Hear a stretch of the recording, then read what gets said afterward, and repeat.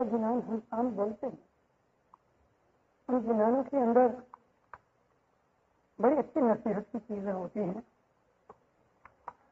لیکن ہم لوگ دھیان دیتے نہیں جنانوں پہ، اس کے لیے ہمیں سمجھ نہیں آتی۔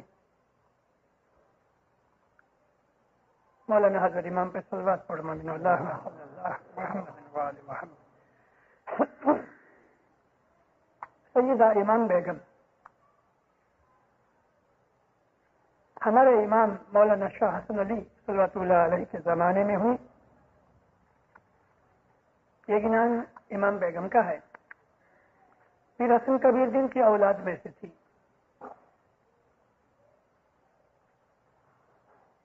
پیر حسن کبیر دین کی اولاد میں سے بہت سے ایسے سید ہوئے جنہوں نے دعوت کا کام بہت کیا۔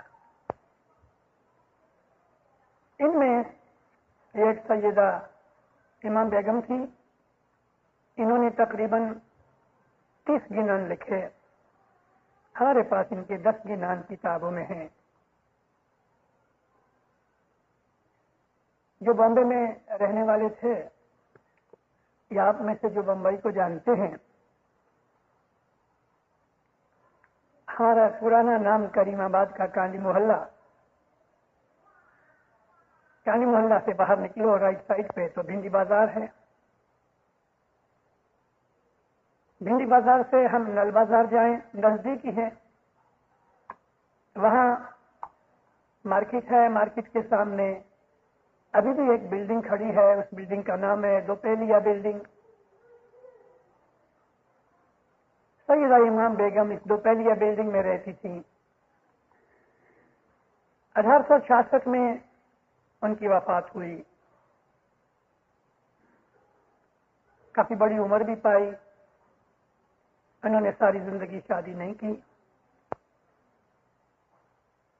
ساری زندگی امام کی خدمت میں، دین کی دعوت میں انہوں نے گزار دی۔ انہوں نے ہندوستان، اس زمانے کے اندر جو ہندوستان تھا پاکستان کے ساتھ ملا ہوا تھا، یعنی وہ ہندوستان جو تھا وہ کشمیر، پاکستان، بنگلہ دیش، یہ سارا ہندوستان تھا۔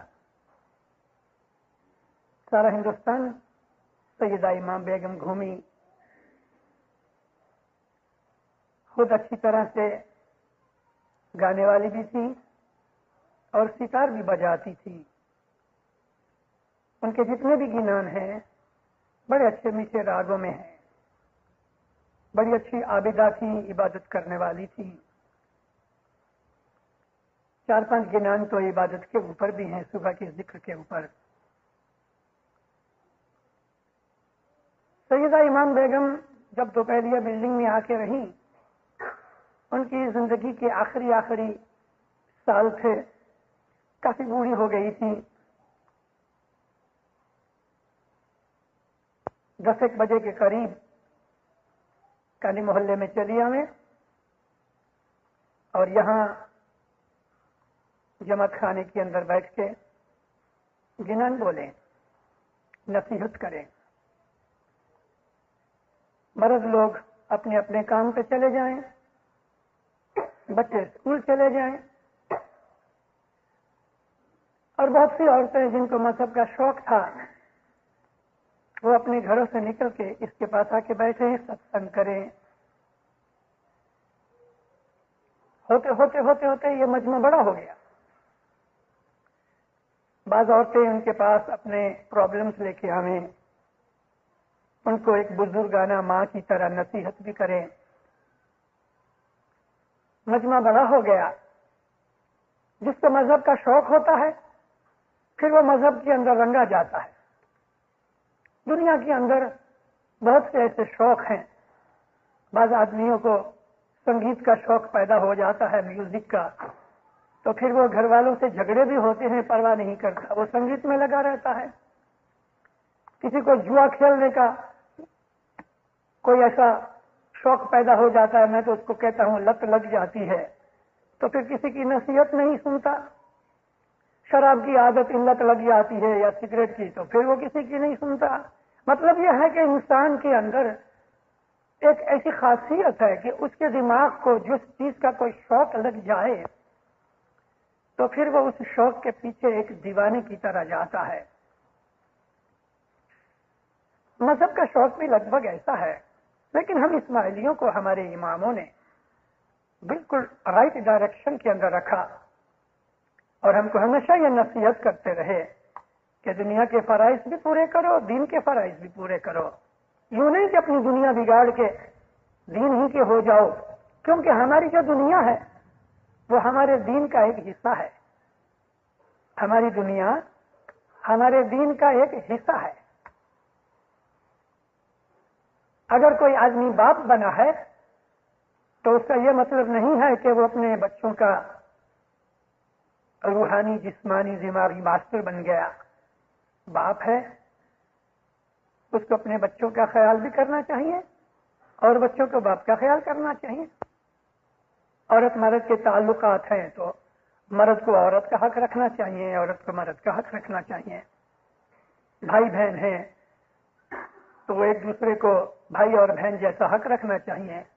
اگر کسی کی نوکری کرتے ہو تو سیٹ کا حق بھی ایمانداری اور دیانتداری کے ساتھ ادا کرو، اور اگر تم نے کسی کو نوکر رکھا ہے تو اس کے ساتھ بھی انصاف سے رہو، ظلم مت کرو کسی بھی طریقے سے. اپنی روزی بھی کماؤ، خدا کو بھی یاد کرو. ہاں، زندگی میں کبھی ایسے موڑ آ جاتے ہیں کہ اگر ہم دنیا لینے جاتے ہیں تو دین چھوٹ جاتا ہے، اور اگر دین لینے جاتے ہیں تو دنیا چھوٹ جاتی ہے. جب ایسا کوئی موقع خدا نہ کرے آ جائے، اور ہر انسان کی زندگی میں ایسا موقع 1-2-4 دفعہ آ جاتا ہے کہ دین اور دنیا ایک دوسرے کے سامنے دشمن ہو کے کھڑے ہو جاتے ہیں، تو اس وقت ہمت کر کے دنیا چھوڑ دو، دین کے ہو جاؤ.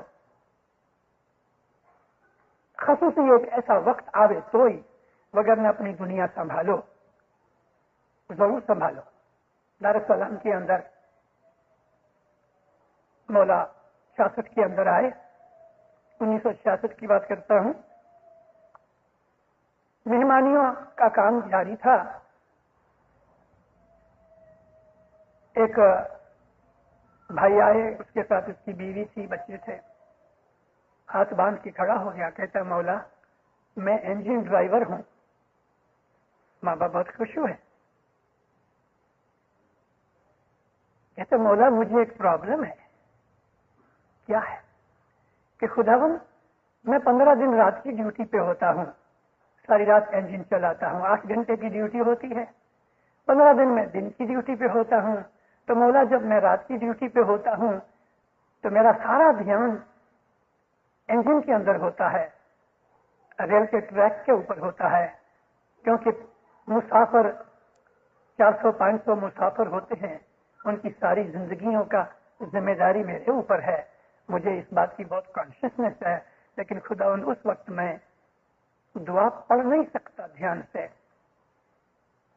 اور کبھی میری صبح کی ڈیوٹی ہوتی ہے جس میں 3-4 بجے کا وقت آ جاتا ہے، تو خداوند میں اس وقت عبادت نہیں کر سکتا. کیوں کہ میری ساری ذمہ داری انجن میں ہوتی ہے.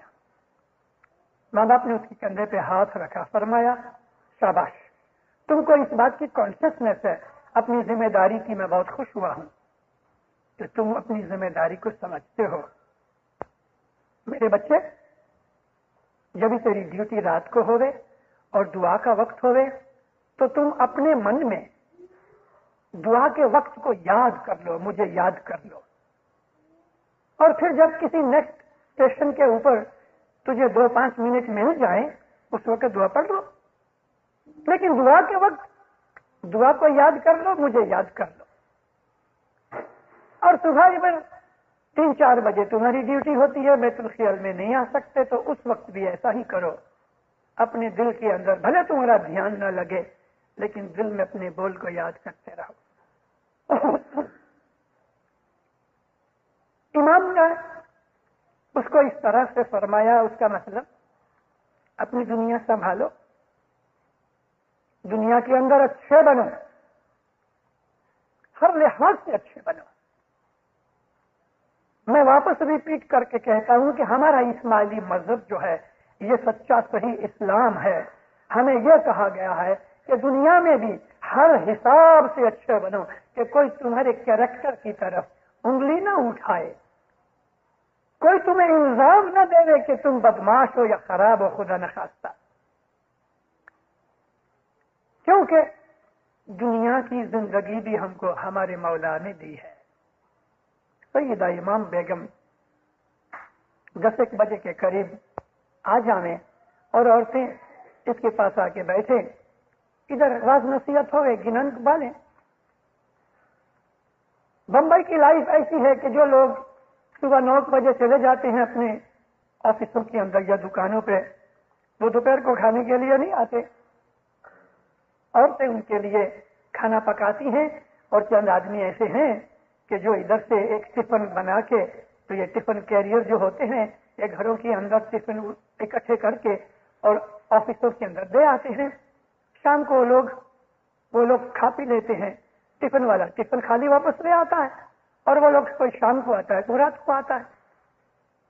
سیدہ امام بیگم کے اس مذہبی ادارے کے اندر جو انہوں نے شروع کیا, عورتیں آ کے بیٹھی, ایسی ان لوگوں کو لذت لگی کہ گھروں میں دیری ہونے لگی, کھانا پکانا دیری ہونے لگا. بچے اسکول چلے گئے ہیں, ان کو کھانا وقت پہ نہیں مل رہا. مرد لوگ اپنے کاموں پہ, آفسوں دکانوں پہ گئے ہیں, ان کو کھانا نہیں مل رہا, کیونکہ صبح کھانا پکانے 11 بجے تیار کر کے ٹفن والوں کو دے دیں تب جا کے ان کو ملے. گھروں میں جھگڑے شروع ہو گئے. عورت کہ میں تھوڑی کہیں اور جاتی ہوں, جماعت کھانے جاتی ہوں, عبادت کرنے جاتی ہوں, اچھی باتیں سننے جاتی ہوں. جھگڑے بڑھنے لگے آہستہ آہستہ. یہ خبر امام مولانا شاہ حسن علی ماں باپ صلی اللہ علیہ کے کان میں پہنچی. پیری جمع علی شاہ ماں باپ کے پاس تھا. پیر سلامت نے حسن علی شاہ ماں باپ اپنے والد صاحب سے عرض کی. خداوند کالی محلہ جماعت خانے میں آئے,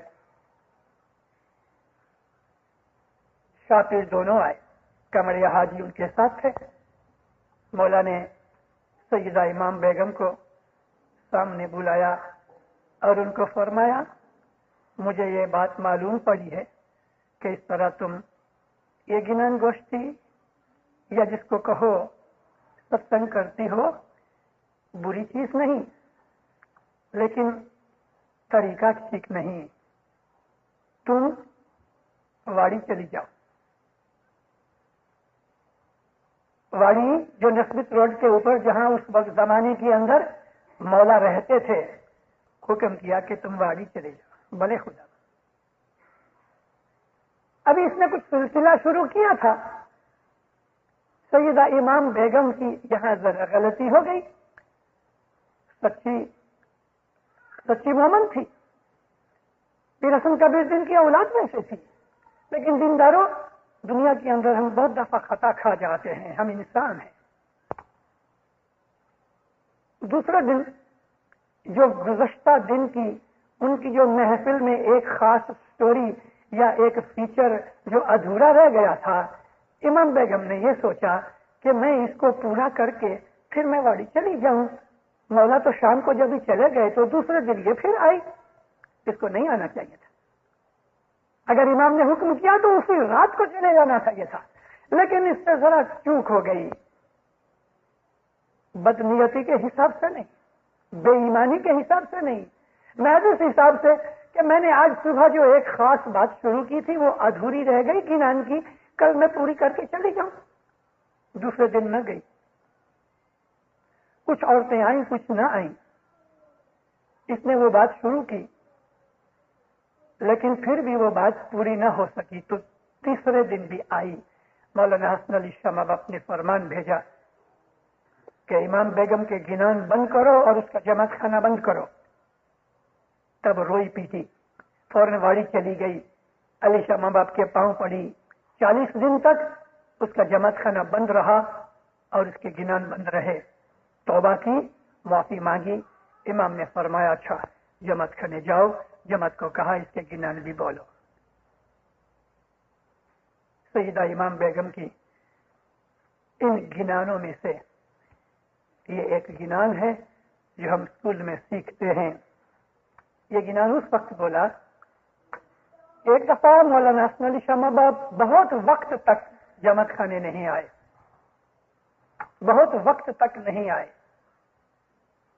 تقریباً 3-4 مہینے گزر گئے. ایک ہی شہر میں رہتے تھے اور مولا کی یہ ایک عادت تھی کہ ہر جمعے یا ہفتے کے دن جماعت خانے میں آتے تھے. 3 مہینے گزر گئے اور پھر جب مولا آئے تو سید رئیس امام بیگم نے مولا کے حضور میں یہ گنان بولا. امام اس پہ راضی ہوئے، دعا فرمائی، آئے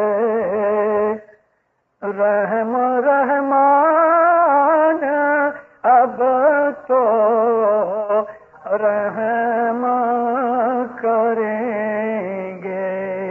یہاں آپ لوگ پڑھتے ہو کرو گے نہیں، مولا آئے ہیں، رحم و رحمان آیا ہے، یہ رحم کریں گے. آئے رحم رحمان اب تو رحم کریں گے. تن من دھن گرنے اور پڑ کیجئے تو گنانے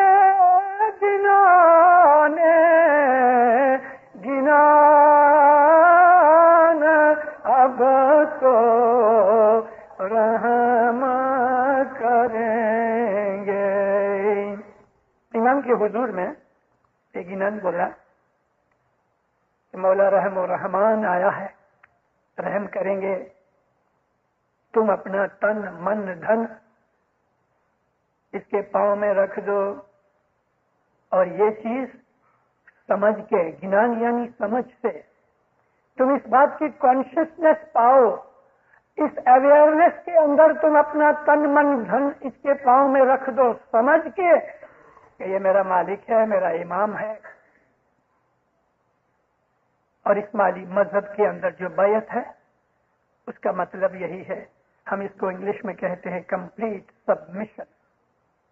قرآن پاک کے اندر بہت سے اس قسم کی آیات ہیں جن کے اندر یہ فرمان ہے کہ اے محمد، جب تلک کہ یہ تمہیں کمپلیٹ سبمٹ نہیں ہوئے، یعنی مکمل طور پہ خود کو نہیں سپرد کریں، تب تلک ان کا ایمان سلامت نہیں. کمپلیٹ سبمیشن جو ہے وہ یہی ہے، تن من دھن.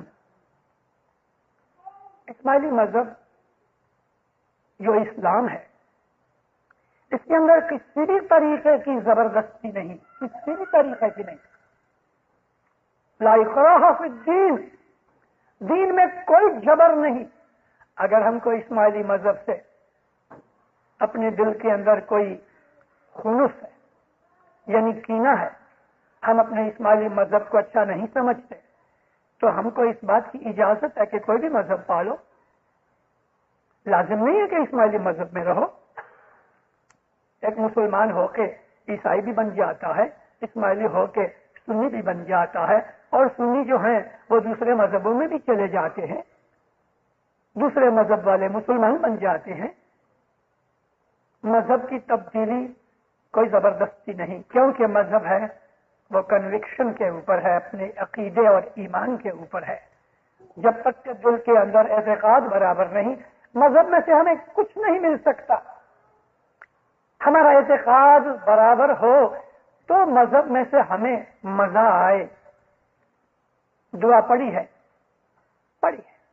بت کی طرح بیٹھے، پڑھانے والے نے سجدہ کیا، ہم نے بھی سر نیچے کر دیا. پڑھانے والے نے ہاتھ دے کے پنجہ دیا، شاجو دیدار کا، ہم نے بھی دے دیا.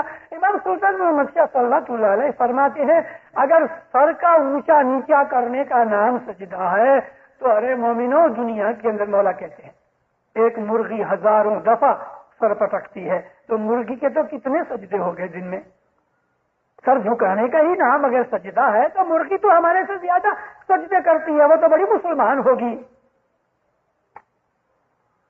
وہ سجدہ کہ جس میں ہمیں سمجھ نہیں کہ میں یہ سر جھکاتا ہوں امام کے چرنوں میں، امام کی خدمت کے اندر، جس کو میں نے اپنا تن من دھن دے دیا ہے، جس کی میں نے بیعت کی ہے اور میں نے وعدہ کیا ہے کہ تو میرا امام ہے، میں تیرا مرید ہوں، اگر یہ سمجھ کے بغیر ہم سر جھکا رہے ہیں تو ہم نے اپنا وقت ضائع کیا ہے۔ مذہب سمجھداری کا نام ہے۔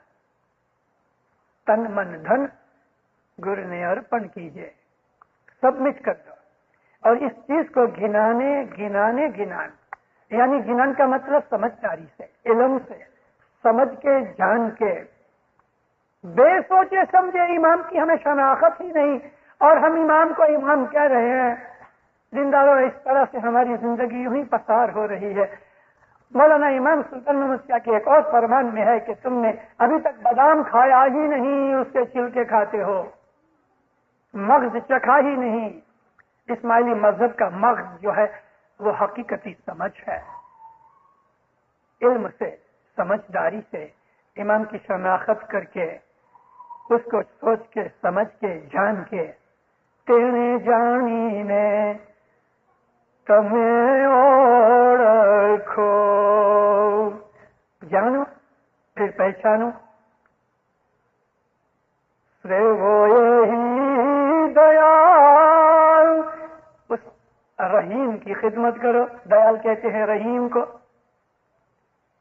ہر تفرتا بولتا روپ مدن گوپال، پرتک پاتر نے پرکھی نے۔ یہ ہلنے چلنے بولنے کھانے پینے والا ایک انسان جو ہم کو دکھتا ہے، جس کو ہم آغا خان کہتے ہیں، ہم اس کو امام کہتے ہیں، اور محبت کے اندر ہم اس کو خدا کا نور کہتے ہیں، اور عبادت میں ہم اس کو اللہ کہتے ہیں۔ بدن کی کوئی بات ہی نہیں۔ جیسا درجہ ایک چھوٹے بچے کو، 1.5-2 برس کا بچہ ہے، اس کو پوچھو تیرے باپ کا نام کیا، تو اس کو نہیں پتا۔ بابا کدھر ہے؟ تو فلانا ڈیڈ ادھر ہے۔ باپ یہ ہے۔ اس کو باپ کی طرف انگلی کرنا آتا ہے، لیکن وہ باپ کا نام نہیں جانتا۔ تو کیا وہ باپ کا بیٹا نہیں؟ کیا وہ باپ اس کا باپ نہیں؟ اس بیچارے کی سمجھ اتنی ہے، اس نے اتنی رکھی۔ چلو تھوڑا بڑا ہو گیا تو باپ کا نام بھی سیکھ گیا، اسکول جاتے وقت کہا میں فلاں کا بیٹا ہوں، لیکن باپ کس کو کہتے ہیں وہ ابھی تک بھی اس کو پتا نہیں۔ باپ کا نام جانتا ہے، لیکن باپ کا مطلب کیا، اس کو یہ نہیں معلوم کہ میں اس باپ کے نطفے سے پیدا ہوا ہوں، اس کو نہیں پتا۔ جب جوان ہوتا ہے پھر اس کو پتا لگتا ہے کہ میں باپ کے نطفے سے پیدا ہوا۔ ابھی تک بھی اس کو باپ کی حقیقت کا پتا نہیں لگا، لیکن جب وہ شادی کر کے خود باپ بنتا ہے تب اس کو سمجھ آتی ہے کہ باپ کیا ہے۔ کتنے درجے ہیں ایک ہی چیز کے لیے۔ مذہب میں بھی یہی ہے۔ مذہب میں وہ لوگ ہیں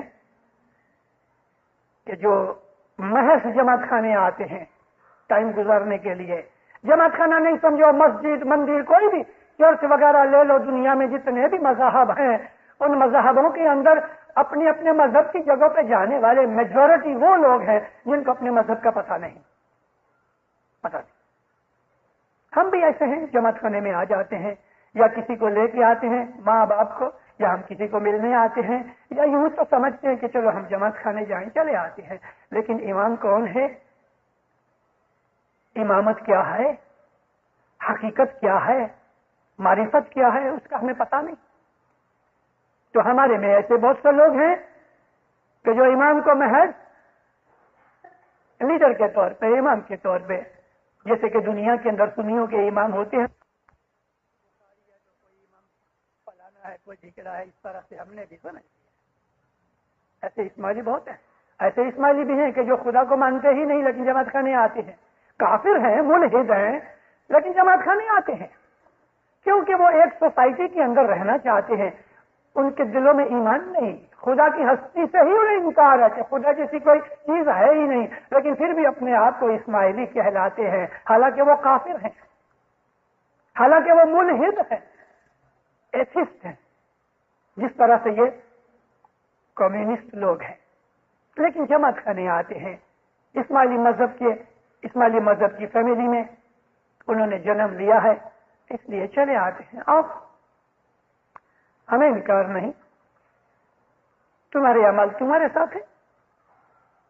ہمارے ہاں بعض ایسے لوگ ہیں کہ جو امام کو اپنا وعدہ دے کے یعنی بیعت کر کے اس کو اللہ کا نور سمجھتے. ہر ایک کے درجے کی حالت ہے. میں 2 برس پہلے آیا تھا، آپ کو میں نے بہت سی واعظیں کی، 1 مہینہ آپ کے پاس میں ٹھہرا. میں نے ذکر کیا تھا ایک دفعہ بمبئی میں ایک اچھی بڑی فیملی کا ایک شخص جو تھا فیملی کا ہیڈ سا گزر گیا. بڑے لڑکے کو اسکول چھوڑنی پڑی باپ کا بزنس سنبھالنے کے لیے. ایک چھوٹا بھائی تھا، بزنس تو اس نے سنبھال لیا، بھائی کو پڑھاتا رہا.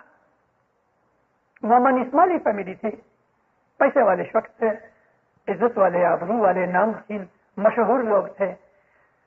بیٹا تھوڑا چھوٹا بھائی بڑا ہوا، اس کو اس نے انگلینڈ بھیج دیا. اس نے باپ کا بزنس سنبھالا. چھوٹے بھائی کو کہا کہ تم جاؤ پڑھو، میں تو نہیں پڑھ سکا. 10-12 برس بہت سا عرصہ ادھر گزار کے وہ انگلینڈ سے واپس آیا. باپ کے بزنس میں بھائی کے ساتھ جوائن ہوا، لیکن انگلینڈ میں رہا تھا. زندگی اور جوانی کے کافی برس وہاں گزارے تھے. خطرناک سے خطرناک جو انسان کی زندگی ہے وہ 10 برس سے لے کے 25 برس تک. یہ پیریڈ بہت خطرناک ہے. اسی پیریڈ کے اندر بدیاں لگ جاتی ہیں. کوئی ڈرگ پیتا ہے، کوئی تمباکو کھاتا پیتا ہے، اسموک کرتا ہے، کوئی شراب پیتا ہے، کوئی اور زنا اور دوسری خرابیوں بدیوں میں پھنس جاتا ہے، کوئی جوئے میں پھنس جاتا ہے. 10 اور 25 برس، یہ زندگی بڑی خراب ہے. 10-12 سال کا بچہ جب ہوتا ہے اور اس کو تھوڑی تھوڑی سمجھ آتی ہے تو اپنے دل میں فخر کرتا ہے، میں جو جانتا ہوں میرا باپ بوڑھا کیا جانتا ہے. بہت سے ایسے لڑکے ہیں، ٹین ایجرز جو ہیں وہ اپنے باپ کو مخول سمجھتے ہیں، باپ کی بے عزتی کرتے ہیں، اپنے دل میں باپ کو ہلکا سمجھتے ہیں، خود کو بڑا سمجھتے ہیں. ان کی آنکھ کب کھلے گی؟ جب وہ 50 برس 40 برس کے ہو جائیں گے. تب تک ان کی آنکھیں اندھی ہو جاتی ہیں. تو یہ جو خطرناک پیریڈ اس نے لندن میں گزارا، واپس آیا، خیالات بدلے ہوئے تھے. اور وہ زمانے کے اندر امام سلطان محمد شاہ کے گھوڑے بھاگتے تھے، گرمی کے اندر مولا ریسس میں جاتے تھے، مونٹے کارلو جاتے تھے، بڑی بڑی ہوٹلوں میں جاتے تھے، رس جیسی ہوٹل کے اندر کانفرنسیں ہوتی تھی. اس کو تو اس امام کے اندر ایک آرڈینری معمولی سا ایک پولیٹیکل آدمی نظر آیا. اچھی فیملی کا لڑکا تھا، واپس آیا. ماں بڑی مومنہ تھی، بھائی مومن تھا. عموماً گھر میں بیٹھے ہوئے بھابھی کے ساتھ، ماں کے ساتھ، بھائی کے ساتھ، بہن کے ساتھ بحثیں ہوتی رہیں.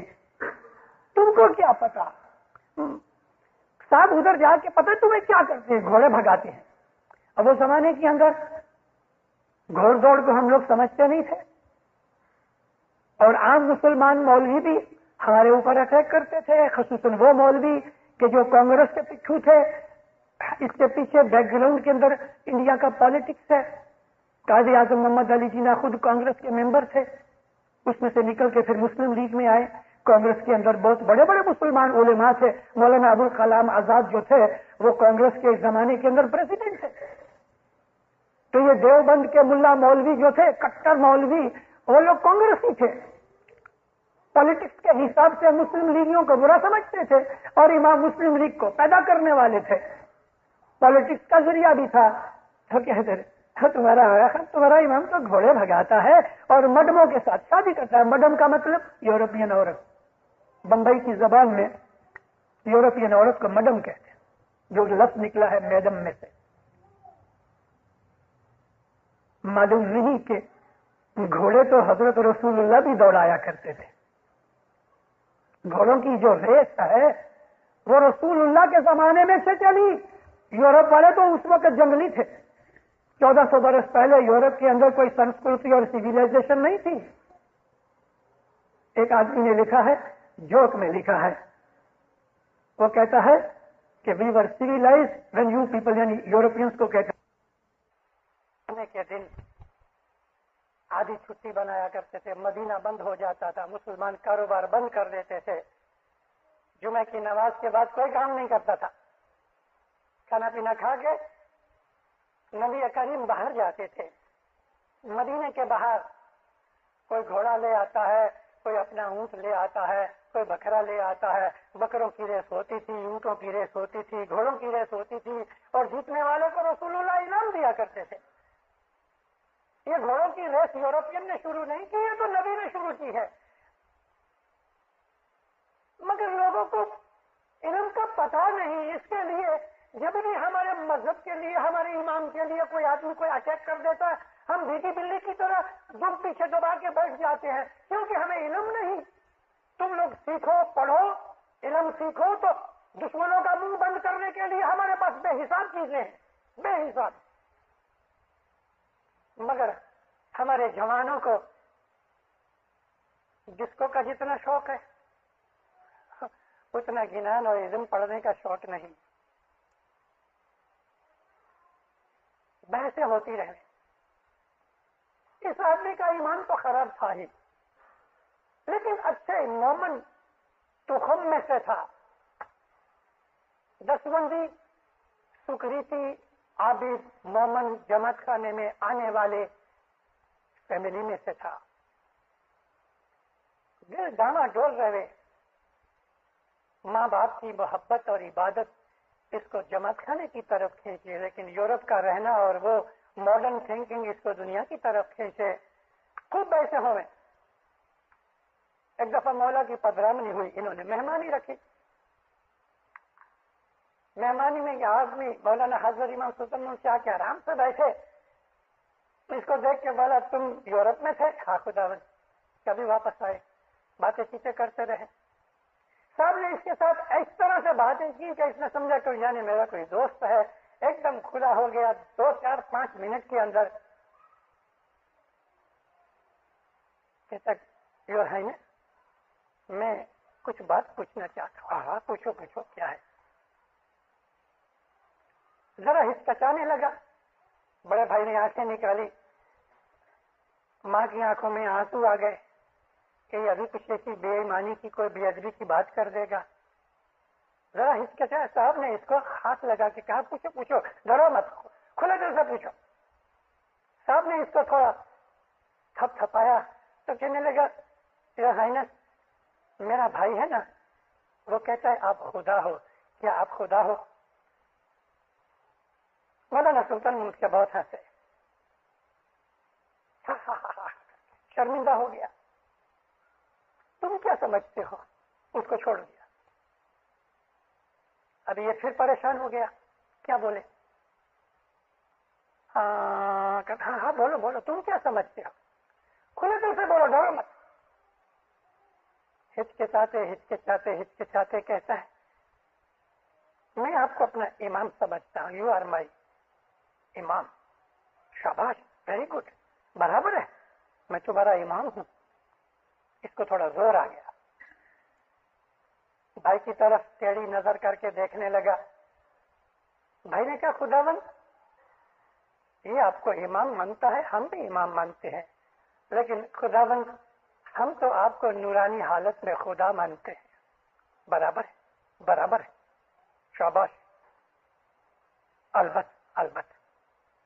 یہ پھر پریشان ہو گیا کہ یہ اس کو وہ جواب دیا ہے, میرے کو یہ جواب دیا ہے, یہ دونوں میں سچا کون ہے؟ کہتے ہیں, آئی کانٹ انڈرسٹینڈ. ماں باپ نے اس کی ماں کی طرف انگلی کر کے کہا, یہ تیری کون ہے؟ میری ماں ہے. تم اس کے بیٹے ہو؟ یس. یہ کون ہے؟ یہ میرا بھائی ہے. تم اس کے بھائی ہو؟ خدا. یہ کون ہے؟ یہ میری بھابھی ہے. تو تم اس کے دیور ہو؟ خدا. تمہاری وائف ہے؟ نہیں صاحب, میں نے شادی نہیں کی. لیکن تم نے شادی کی ہوگی تو تم اپنی وائف کے کیا ہو؟ میں اس کا ہسبینڈ, شوہر ہوں. دیکھو, تم تو ایک ہو, تم ایک آدمی ہو. اس کے تم بیٹے ہو, اس کے تم بھائی ہو, اس کے تم دیور ہو, اور کبھی تمہاری وائف ہو گئے تو اس کے تم شوہر ہو، تم ہو تو ایک، یہ سب کے سب جدے جدے کیوں رشتے ہوئے؟ سوچنے پڑا، ڈیپ تھنکنگ میں پڑ گیا، جواب نہ دے سکا۔ ماں باپ نے اس کی گائیڈنس کی، سب فرمایا دیکھو ہم کو دنیا کے اندر بہت سے لوگ پولیٹیشین مانتے ہیں، کوئی ہم کو بڑا آدمی سمجھتا ہے، کوئی ہم کو پیسے والا سمجھتا ہے، کوئی ہم کو لیڈر سمجھتا ہے، کوئی ہم کو پیر سمجھتا ہے، تمہاری طرح ہم کو کوئی امام سمجھتا ہے، اور واللہ یہ ہم کو خدا سمجھتا ہے۔ جو آدمی جیسا ہم کو سمجھتا ہے اس کے لیے ہم ایسا ہے۔ اگر مجھے پیر طریقے میرے ساتھ تم رشتہ داری کرتے ہو تو میں تمہارا پیر ہوں، اور اگر تم نے میرے ساتھ بڑے آدمی جیسی دوستی کر کے رشتہ داری کی تو تمہارے لیے میں بڑا آدمی ہوں۔ کبھی تم نے مجھ کو امام سمجھ کے میرے ساتھ رشتہ داری کی تو میں تمہارا امام ہوں، واللہ کبھی تم مجھ کو خدا سمجھتے ہو تو میں تمہارے لیے خدا ہوں۔ بات کیا ہے؟ بات ہمارے اندر ہے۔ وہ ہندو پتھر کو خدا سمجھتے ہیں، بھلے وہ غلط طریقے کے اوپر ہے ہماری نظروں میں، مگر ان کے اندر جو اعتقاد ہے وہ اصل چیز ہے۔ اصل چیز اعتقاد ہے۔ اگر تم یہ کہہ ڈالو کہ خدا ہے ہی نہیں تو یہ بات غلط ہے۔ یہ بات اس لیے غلط ہے کہ ایک ایسی سپریم پاور تو ضرور ہے کہ جو ساری سرشٹی کو، برہمنڈ کو، یونیورس کو چلا رہی ہے۔ ایک سپریم پاور ضرور ہے، یہی سمجھ لو۔ کبھی تم اپنی مرضی سے پیدا ہوئے تھے؟ تم کو پوچھا گیا کہ تم پیدا ہونے والے ہوگے؟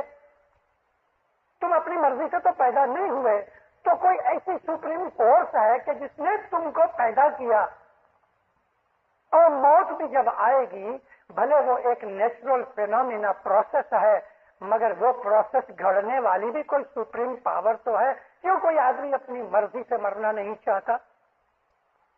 اور لائف کے اندر ایسی کتنی حقیقتیں آتی ہیں کہ جس کے اندر ہم مجبور ہو جاتے ہیں، محنت کرنے کے باوجود، اسٹرگل کرنے کے باوجود بھی ہم اپنی منزل پہ نہیں پہنچ سکتے۔ کوئی چیز ہمیں روک رہی ہے یا کوئی چیز ہمیں فورس سے آگے بھیج رہی ہے۔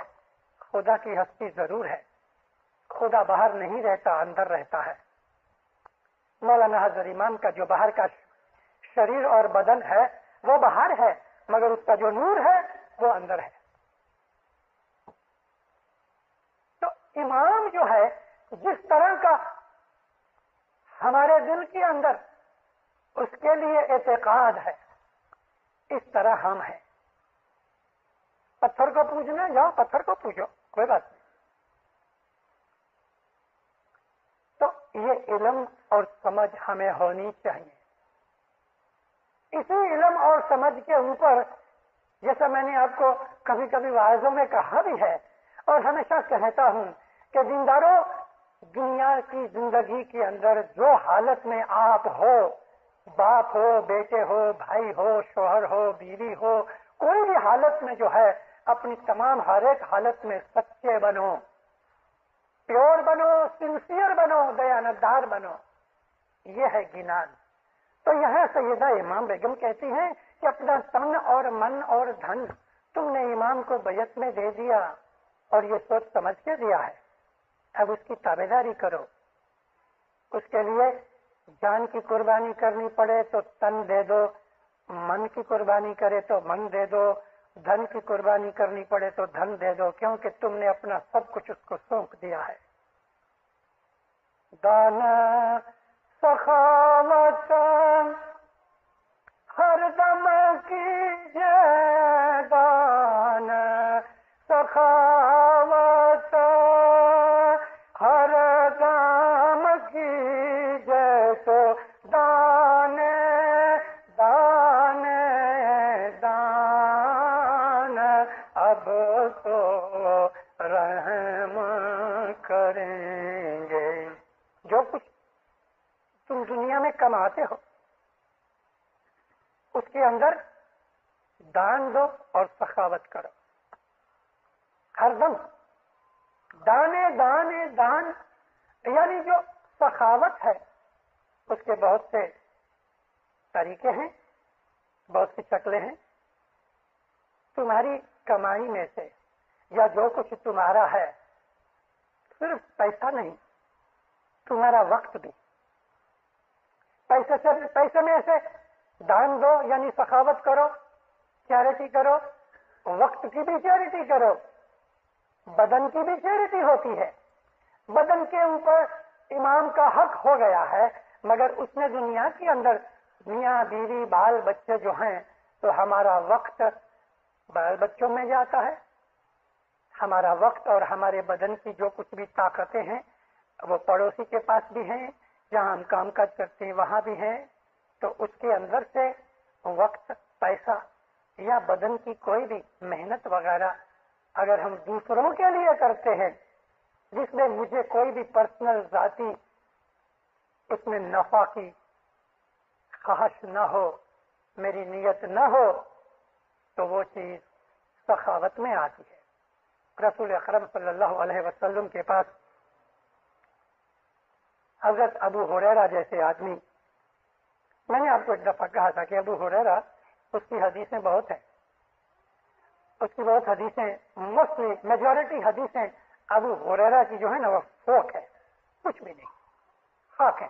لیکن بعض حدیثیں اس کی اچھی ہیں، اور یہ حدیثیں اس لیے کہ رسول اللہ فرمایا جو حدیثیں میری قرآن کے ساتھ ٹیلی ہوتی ہوں وہ ماننا. 3 برس رہے حضرت ابو ہریرہ رسول اللہ کے پاس، اور انہوں نے 5000 سے زیادہ حدیثیں کہہ دی، اتنے تو دن بھی نہیں ہوئے. تو ابو ہریرہ کی ایک حدیث ہے، ایک دن رسول کو پوچھا، بالکل غریب شخص سے، فقیر سے، کہ یا نبی آپ نے سخاوت کے لیے واز فرمایا، میرے پاس تو کچھ نہیں، تو کیا میں سخاوت سے محروم رہ گیا؟ فرمایا نہیں، تم کسی کو رستہ دکھا دو بھولے ہوئے آدمی کو، تو یہ بھی